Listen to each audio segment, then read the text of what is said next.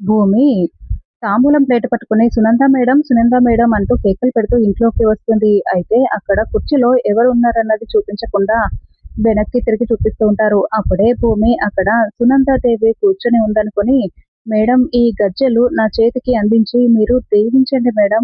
మీ ఆశీర్వాదంతో ఈ పోటీలో గెలవాలనుకుంటున్నాను అని భూమి చెప్తూ ఉంటే, అప్పుడే అపూర్వ ఆ కుర్చీలో నుండి మొహం చూపిస్తూ ఉంటుంది. నువ్వేంటిక్కడ అని భూమి చాలా షాకింగ్‌గా అడుగుతూ ఉంటుంది. అప్పుడే అపూర్వ భూమి చేతిలో ఉన్న ఆ తాంబూలం ప్లేట్‌ని గాల్లోకి విసిరి కొట్టేస్తుంది.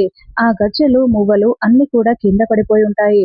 నేనుండగా నీ గెలుపు చూడటం అసాధ్యం అంటూ అపూర్వ వార్నింగ్ ఇచ్చి వెళ్తుంది. దాంతో భూమి నటరాజస్వామి ముందు కుప్పకూలిపోయి ఏడుస్తూ ఉంటుంది. ఆ కింద పడిపోయిన గజ్జెలన్నింటినీ కూడా చేతిలోకి తీసుకొని స్వామికి చూపిస్తూ, మా నాట్య కళాశాలని ప్రపంచానికి గొప్పగా చూపించాలనుకోవడం నేను చేస్తున్న తప్పా? అది మా అమ్మ కల. అసలు నువ్వు ఉన్నావా స్వామి? ఉన్నావా? ఈ అరాచకాలన్నీ చూస్తూ కళ్ళు మూసుకున్నావా? నా కోసం రావా? ధర్మాన్ని నమ్ముకున్న మమ్మల్ని గెలిపించు స్వామి అని రా, కదిలిరా అంటూ భూమి ఏడుస్తూ వేడుకుంటూ ఉంటుంది. అప్పుడే మనకి నాట్యం చేస్తున్న సుధా చంద్రన్ గారిని చూపిస్తూ ఉంటారు.